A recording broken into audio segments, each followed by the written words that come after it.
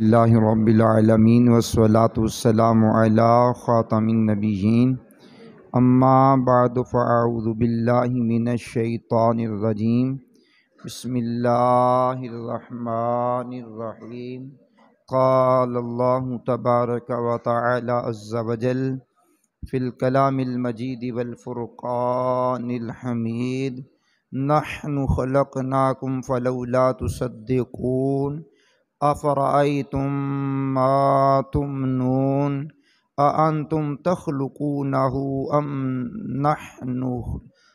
نحن الخالقون قال اللہ تبارک و تعالی عز وجل فی شان حبیبہ الکریم الامین ان اللہ وملائکتہ یصلون علی النبی یا ایہا الذین آمنوا صلو علیہ وسلموا تسلیما۔ اونچی آواز میں درود شریف پڑھیے۔ الصلاۃ والسلام علیک یا رسول اللہ، الصلاۃ والسلام علیک یا حبیب اللہ، الصلاۃ والسلام علیک یا نبی اللہ وعلی آلک واصحابک یا نور اللہ۔ اللہ کریم کا کروڑ ہا کروڑ شکر ہے جس کی عطا اور توفیق سے آج ہم 29 رمضان المبارکہ کی نماز فجر پڑھ کر کے درس قرآن و حدیث کی مبارک نشست میں حاضر ہیں۔ 1445 ہجری کہ رمضان المبارکہ کی 29، اگر یہ 29 کا مہینہ ہے تو آج یقیناً آخری فجر ہم نے رمضان المبارکہ کی پڑھ لی، آخری روزہ رکھ لیا۔ اگر اللہ نے کرم کیا 30 کا چاند ہوتا ہے تو پھر کل کا دن بھی ہمیں نصیب ہو جائے گا، جو مالک کو منظور ہوگا وہی ہوگا۔ آپ بڑے پیار محبت سے خلوص سے تشریف فرما ہوتے رہے، آتے رہے، بیٹھتے رہے اور اللہ کے گھر میں ڈیرے بھی لگائے، اکثر نے اعتکاف بھی کیا۔ اللہ کریم یہ ساری عبادات جو محض اللہ کی رضا کے لیے کی ہے قبول و منظور فرمائے۔ میرے سامنے قرآن کریم کی سورۃ الواقعہ ہے، اور سورۃ الواقعہ قرآن کریم کے 27ویں پارے میں ہے۔ اس کی آیت نمبر 57 سے میں نے کلام کرنے کی ابتدا کرنی ہے، پھر دیکھتے ہیں کتنی آیت بینات کو میں پڑھنے میں کامیاب ہوتا ہوں۔ مالک کائنات کا یہاں جو انداز ہے اس پہ آپ نے غور کرنا ہے کہ انسانیت کو مخاطب کیا، اور مرنے کے بعد اٹھنے کا جو لوگ انکار کرتے ہیں۔ ہمارے جمعے میں بھی ایک نوجوان آتا ہے، وہ اپنے اساتذہ کی باتیں بتاتا ہے کہ جہاں کالج میں پڑھتا ہوں الحاد اور یہ جو سیکولر ازم، لبرل ازم اور اس میں چھپے ہوئے غیر مسلموں کے ہتھ کنڈے، ان کا جو مائنڈ طلبہ میں تیزی کے ساتھ راسخ ہو رہا ہے، اس میں بعض تو رب کا انکار کر رہے ہیں، بعض مرنے کے بعد اٹھنے کا انکار کر رہے ہیں۔ کوئی ایک فتنہ ہو تو بندہ اس کی بات کرے۔ اب مختصر وقت میں کئی باتوں کا احاطہ کرنا ہوتا ہے، کلام بھی کرنا ہوتا ہے، اور ان فتنوں سے بچاؤ کی تدابیر بھی کرنی ہوتی ہیں۔ لہٰذا قرآن کریم نے اتنا حسین انداز اپنایا کہ تمام تر غیر مسلموں کے، اور بالخصوص جو مرنے کے بعد اٹھنے کے قائل نہیں ہیں، ان کو ایسا زبردست مالک نے جواب دیا اور انداز کیا اپنایا۔ ہم نے تمہیں پیدا کیا، فرمایا ہم نے تمہیں پیدا کیا، تو تم کیوں سچ نہیں مانتے؟ کیا لہجہ اور لفظ ترجمے میں بھی پتہ چل رہا ہے کہ کس انداز میں کلام ہو رہا ہے. دوبارہ سنیے. ہم نے تمہیں پیدا کیا تو تم کیوں سچ نہیں مانتے؟ بھلا تم دیکھو تو وہ منی جو تم گراتے ہو،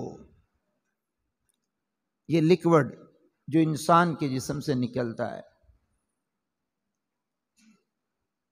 منی جو تم گراتے ہو، کیا تم اسے آدمی بناتے ہو یا ہم ہی بنانے والے ہیں؟ جو بناتا ہے اس کی شان بیان کرنے کے لیے ذرا اونچی آواز میں پڑھ سکتے ہیں آپ؟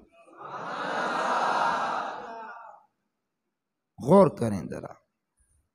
یہاں اللہ پاک نے انسان کی ابتدائی تخلیق اپنی قدرت وحدانیت پر استدلال فرمایا. چنانچہ اس آیت اور اس کے بعد والی 2 آیات کا خلاصہ یہ ہے، اے کافرو، تمہیں یہ بات معلوم ہے تم کچھ بھی نہیں تھے، ہم نے تمہیں عدم سے وجود میں لے کر کے آئے، تو تم مرنے کے بعد اٹھنے کو کیوں سچ نہیں مانتے؟ حالانکہ جو پہلی بار پیدا کرنے پر قادر ہے تو وہ دوبارہ پیدا کرنے پر بدرجہ اولا قادر ہے. یعنی جب تم کچھ بھی نہیں تھے، تمہارا وجود بھی نہیں تھا، تو ایک لکوڈ مادے سے، منی سے تمہیں انسان بنانے پہ جو قادر ہے، تو جب تم بن چکے ہو، جب مر جاؤ گے تو کیا وہ مرے ہوں کو دوبارہ اٹھانے پر قادر نہیں ہے؟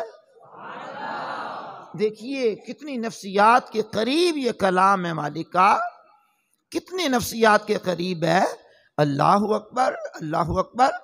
اور ہم تمہیں عدم سے وجود میں لائے ہیں.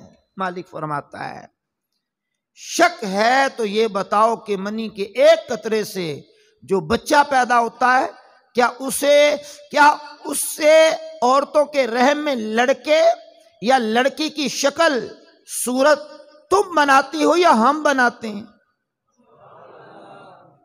کیا بات ہے. اور اسے زندگی ہم عطا فرماتے ہیں. جب ہم بے جان نطفے کو انسانی صورت عطا کر سکتے ہیں تو پیدا ہونے کے بعد مر جانے والوں کو زندہ کرنا ہماری قدرت میں کیا بعید ہے. کیا انداز ہے مالک کائنات کا. آپ تخلیق خداوندی پر غور تو کریں ذرا، اس کی گہرائی میں تو جائیں ذرا، اللہ کی قدرت کے عجائبات تو دیکھیں ذرا کہ کس انداز میں مالک کائنات نے یہاں بیان کیا. اور مزید بھی یہاں مالک کائنات نے بیان کیا. ہم اگلی آیت میں چلتے ہیں.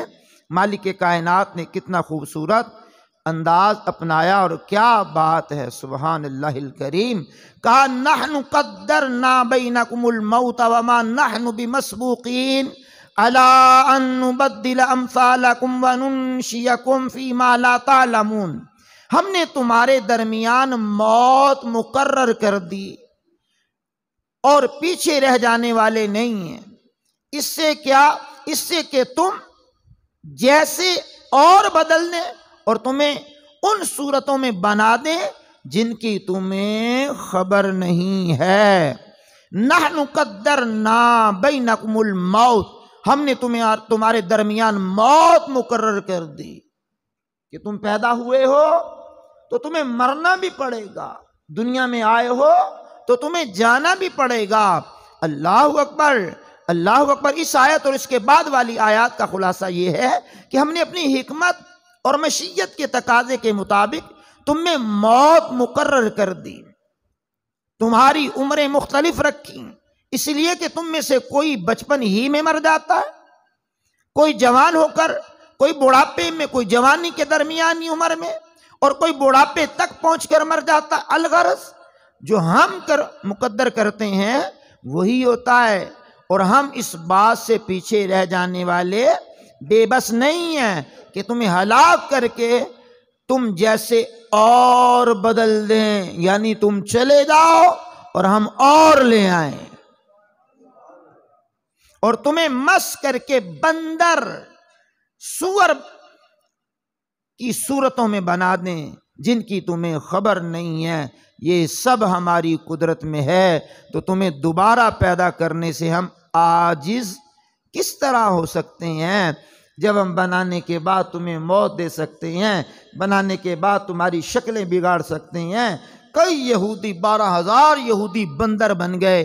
قرآن کریم نے وہ واقعہ کھل کر کے بیان کیا اور لفظ اس کا سچا اور پورا قرآن ہی سچا ہے۔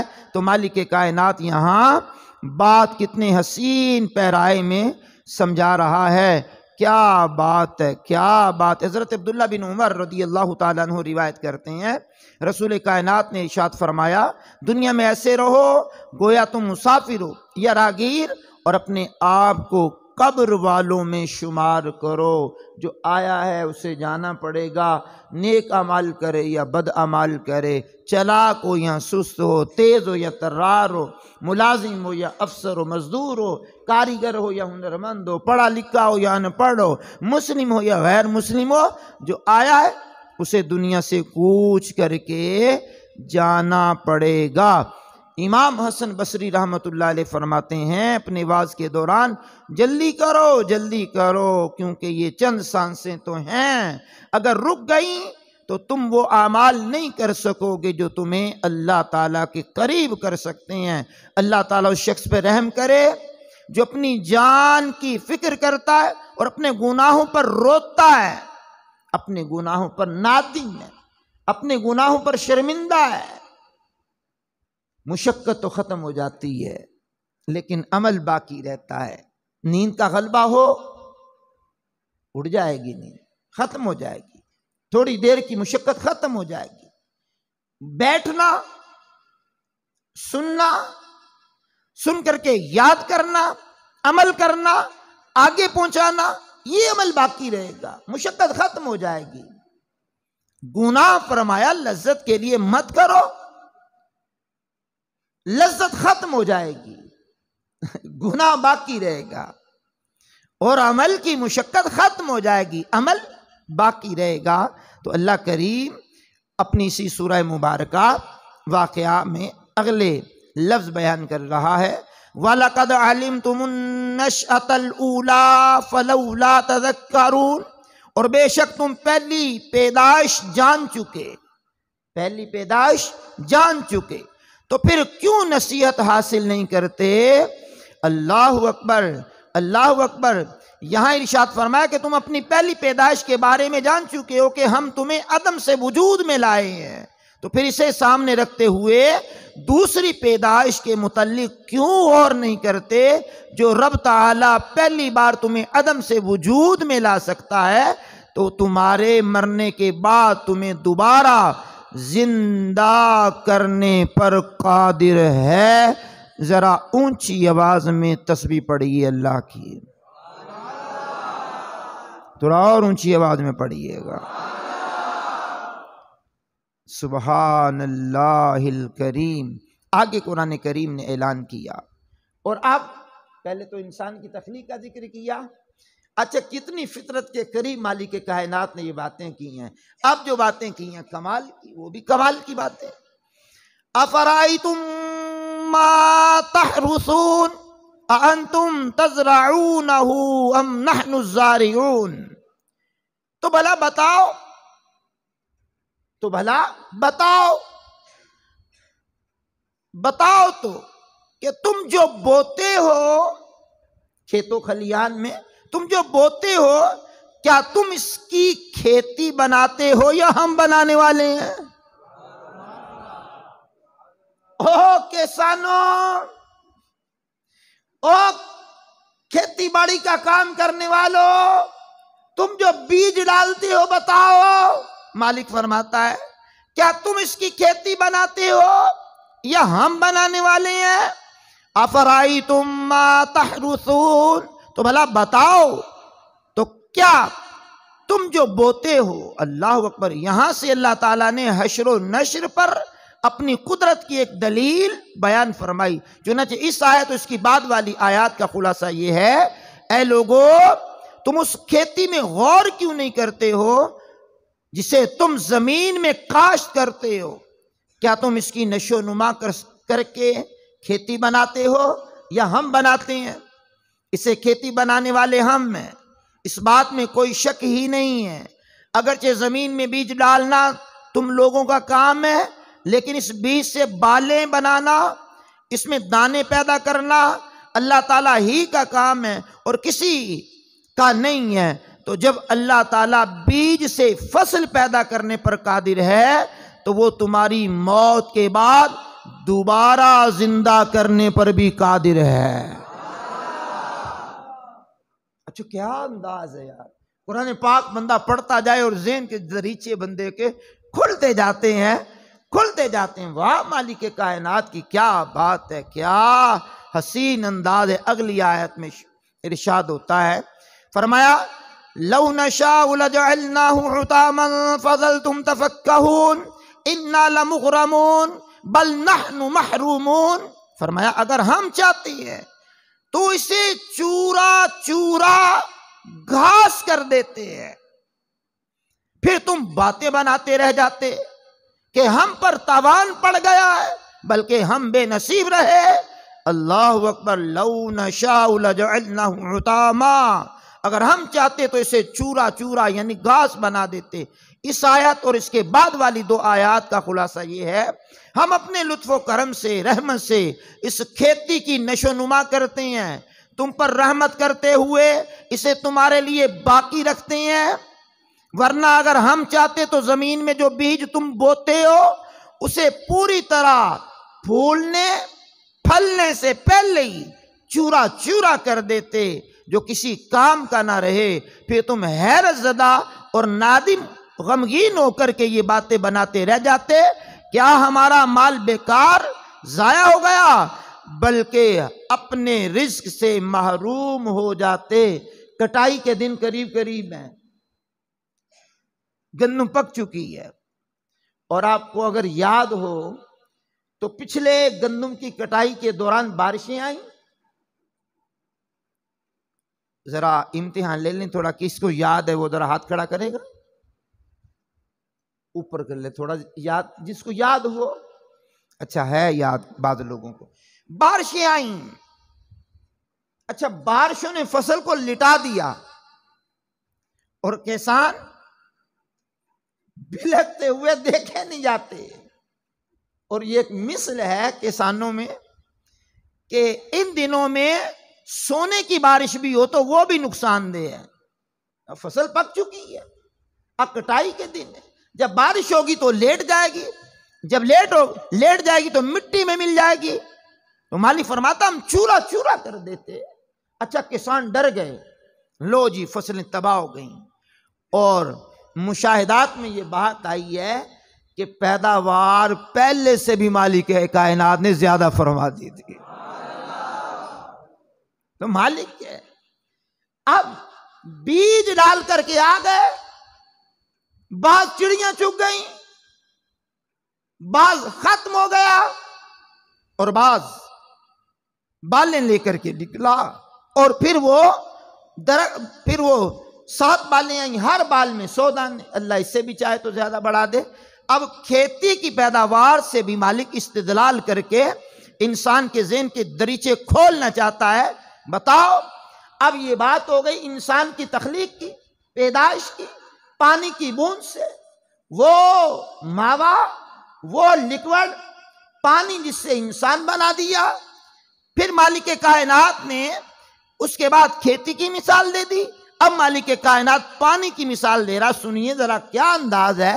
افرأیتم الماء الذی تشربون اانتم انزلتموه من المزن ام نحن المزنمون. فرمایا مالک کائنات نے اانتم انزلتموه من المزن ام نحن المنزلون. تو بتاؤ بھلا، تو وہ پانی جو تم پیتے ہو بتاؤ بھلا وہ پانی جو تم پیتے ہو کیا تم نے اسے بادلوں سے اتارا یا ہم ہی اتارنے والے ہیں؟ نہیں جناب، ذرا اونچی آواز میں بولیں گے آپ، بتاؤ تو صحیح نا، جو پانی تم پیتے ہو ہم نے بادلوں سے اتارا کہ تم اتارنے والے ہو؟ اب سورہ ملک کی آخری آیت پڑھ لینا، صبح کو جب تم اٹھو اور تمہارا پانی زمین میں دھنس جائے، کون ہے جو تمہیں آنکھوں کے سامنے پانی بہتا ہوا لا دے؟ آپ کہیں گے جناب ہم نے ترقی کی ہے، ہم نے پمپ لگایا۔ او بھائی پمپ تو لگایا ہے، پانی کس نے بنایا ہے؟ آواز کمزوروں والی آئی ہے۔ اگر یہ پانی نیچے اتر جائے، تم گہرا بور کر لو تو چلو اس تک رسائی تو کر لو گے، وہ گہرے بور تک پہنچنے کے لیے، بور کو زمین میں بور کو کرنے کے لیے تم نے کوشش تو کی، لیکن نیچے پانی کس نے پیدا کیا ہے؟ ایک ہی جواب ملتا ہے، اللہ رب العالمین۔ کیا حسین انداز ہے، کیا حسین انداز ہے۔ پیاس لگتی ہے پانی پی لیتے ہیں، روزے کے علاوہ روزے میں برداشت کر لیتے ہیں، ہاں پانی جتنا مرضی نکال رہے ہیں۔ ہم نے تو اپنی زندگی میں یہ دیکھ ہی لیا ہے، لیکن جب سے انسانیت پیدا ہوئی ہے پانی استعمال کیے جا رہی ہے، جانور بھی پی رہے ہیں، کھیتوں کھلیان میں بھی جا رہا ہے، سٹور بھی ہو رہا ہے، پانی سے بجلی بھی بن رہی ہے، نہ جانے کیا کیا کام لیے جا رہے ہیں۔ کبھی بھی اللہ کی زمین نے نہیں کہا ہم نے پانی دینا منع کر دیا، روک دیا، ذخیرے ختم ہو گئے۔ میں نے کہا یہ بندوں کی تخلیق تھوڑی ہے جو ختم ہو جائے، یہ اللہ کی تخلیق ہے، اللہ کی تخلیق ہے، ختم ہونے کا نام ہی نہیں لیتی۔ مالک کائنات عطا پر عطا کی بارشیں برساتا رہتا ہے، برساتا رہتا ہے۔ اب سنیے ذرا، مالک کائنات نے ایک اور یہاں بات فرمائی ہے، لَوْ نَشَاءُ جَعَلْنَاهُ جَاجًا فَلَوْلَا تَشْكُرُونَ، اگر ہم چاہتے تو اسے سخت کھاری کر دیتے، پھر تم کیوں شکر نہیں کرتے؟ جن علاقوں میں پانی کھاری ہے وہاں جناب پمپ کا پانی استعمال نہیں کیا جاتا، وہاں اور پانی استعمال کیا جاتا ہے، تو مالک نے یہاں یہ بھی کہا ہے ہم کھاری بنا دیتے پانی کو، ہاں پانی کو ہم کھاری بنا دیتے، تم پینے کے قابل تمہارے نہ ہوتا، تمہاری معیشت میں گڑبڑ پیدا ہو جاتی۔ آپ چلے جائیں سمندر کا پانی جناب، کیا ڈائریکٹلی بندے پی لیتے ہیں؟ نہ جناب، وہ کھاری ہوتا ہے، اور بعض علاقوں کا پانی اتنا کھاری ہوتا ہے کہ آپ پی نہیں سکتے۔ تو مالک کائنات کا یہ احسان ہے کہ فرمایا ہم نے پانی بھی بنایا، وہ بھی بڑا خوبصورت بنایا ہے، اس میں تمہاری زندگی کو رکھا ہے مالک کائنات نے۔ آگے مالک کائنات کا انداز دیکھیے ذرا، کیا حسین انداز اپنایا۔ اور اب جو بات کی ہے مالک کائنات نے، عقل کے وہ بھی بڑی قریب ہے، عقل کے وہ بھی بڑی قریب ہے۔ افرأیتم النار التی تورون اانتم انشأتم شجرتها ام نحن المنشئون، تو بلا بتاؤ، تو وہ آگ جو تم روشن کرتے ہو کیا تم نے اس کا درخت پیدا کیا یا ہم ہی پیدا کرنے والے ہیں؟ اگر نیند کا غلبہ ہو تو بات ختم ہو سکتی ہے، اونچی آواز میں بول سکتے ہیں جناب آپ ذرا؟ اب سنیے ذرا، افرأیتم النار التی تورون، تو بھلا آپ بتاؤ وہ آگ جو تم روشن کرتے ہو۔ اس آیت اور اس کے بعد والی آیت کا خلاصہ یہ ہے کہ مجھے اس آگ کے بارے میں بتاؤ جو تم دو لکڑیوں سے روشن کرتے ہو۔ پہلے دور میں دو مخصوص قسم کی لکڑیاں ہوتی ہیں، ایک اوپر ایک نیچے، ان کو رگڑتے آگ نکلتی، اس سے آگ جلاتے۔ اب مالک آج تو ہم گیس، ایندھن، پیٹرول، مٹی کا تیل، ڈیزل، بجلی، یہ ساری چیزیں جو آج ہم استعمال کر رہے ہیں، اگر بتاؤ گیس استعمال کرتے تو وہ کہاں سے نکلتی ہے؟ اب غور کرو، لکڑیاں استعمال کرتے وہ کہاں سے نکلتی ہیں؟ زمین سے۔ پیٹرول استعمال کرتے تو وہ کہاں سے نکلتا ہے؟ اور مٹی کے تیل کا نام ہی مٹی کا تیل ہے۔